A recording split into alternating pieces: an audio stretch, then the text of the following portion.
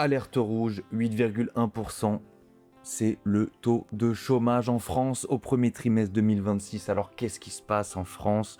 Pourquoi le chômage augmente? Eh bien écoutez, c'est très simple. C'est un modèle qui s'étouffe. Le modèle français, celui que le monde entier nous envie, mais il n'y a que les Français pour le dire. Nous allons étudier tout cela. Alors évidemment, c'est le poids de l'État. L'État en France, c'est 57% des dépenses publiques par rapport au PIB. Donc des dépenses publiques qui ne cessent d'augmenter. Donc forcément, pour dépenser autant, l'État a besoin d'avoir des prélèvements obligatoires qui sont très élevés, donc des impôts extrêmement élevés. Mais pour autant, la dépense est tellement élevée que la dette publique continue d'augmenter indéfiniment. Mais qui va finir par payer cette dette? On ne sait pas. Ce sera nous, ce sera vous, ce sera vos enfants et leurs petits-enfants, etc., etc., qui seront les esclaves de cette dette. On remarque qu'il y a une croissance à 0%. Eh oui, pas de croissance. Qu'est-ce que ça veut dire pas de croissance? Ça veut dire qu'on s'appauvrit tous un petit peu plus chaque jour. La France, première d'Europe dans la dépense publique, première d'Europe dans la dette publique. Et pour autant, c'est elle qui veut mener la danse dans l'Union européenne. Alors pourquoi le chômage augmente également? Eh bien, c'est le coût du travail. On l'a vu, il y a des prélèvements obligatoires qui sont extrêmement élevés. Eh bien, le travail coûte énormément pour un employeur, presque 2 fois votre salaire. Votre employeur doit le distribuer à l'État. La pression fiscale, on en revient toujours au même. La France taxe le capital, le travail, la production, le patrimoine et la consommation à des niveaux qui n'ont plus d'équivalent.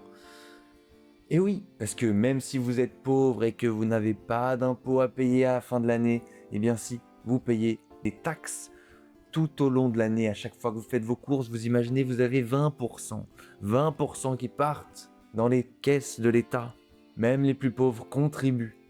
Même s'ils récupèrent peut-être une part dans les allocations, puisqu'il faut bien ensuite redistribuer cet argent, c'est comme ça qu'on se fait un électorat et qu'on continue cette gabegie. 45%, c'est le taux moyen d'imposition sur le revenu. En France, on s'amuse beaucoup avec les lois, les normes et les décrets. On adore ça, les millefeuilles administratifs, à tel point que même les membres de l'administration ne savent plus où donner de la tête, plus personne n'y comprend rien, et au lieu de supprimer des normes et des décrets, on en rajoute. Parfois, même ces lois viennent se contredire entre elles. Et pour autant, le résultat, c'est que la difficulté pour une personne à créer une entreprise est beaucoup plus réelle, va prendre beaucoup plus de temps que dans des pays beaucoup plus libéraux comme Singapour ou l'Irlande.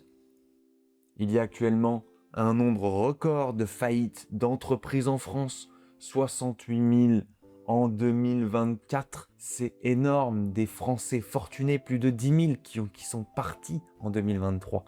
La fuite des cerveaux, les jeunes partent, les jeunes quittent le territoire, les jeunes diplômés, nos jeunes ingénieurs, ils partent pour de meilleures opportunités dans des pays qui rémunèrent mieux. Nous récupérons l'immigration extra-européenne qui vient pour profiter des aides sociales pendant que nos diplômés partent ailleurs pour avoir une meilleure situation de vie, des meilleurs salaires. La France très très bas dans les classements de croissance, évidemment derrière la Suisse, Singapour et l'Irlande qui sont des modèles de libéralisation qu'on appelle parfois des paradis fiscaux, mais ce sont simplement des pays qui ont misé sur la création de valeur de ses citoyens pour une société plus libre, plus juste, plus indépendante et plus responsable. Les modèles libéraux performent mieux, c'est très simple, ce n'est pas une idéologie, c'est simplement qu'ils ont réduit la charge et la taille de l'État, simplifié la fiscalité et libéralisé le marché du travail. La solution, c'est évidemment de réduire les dépenses publiques, de supprimer certains impôts, certaines taxes, réduire les prélèvements, flexibiliser le droit du travail et simplifier l'administration, simplifier la création d'entreprises, normaliser, systématiser, gagner du temps et gagner de la productivité administrative pour laisser les entrepreneurs se concentrer sur ce qu'ils savent faire, sur leur métier, plutôt que sur des tâches administratives chronophages.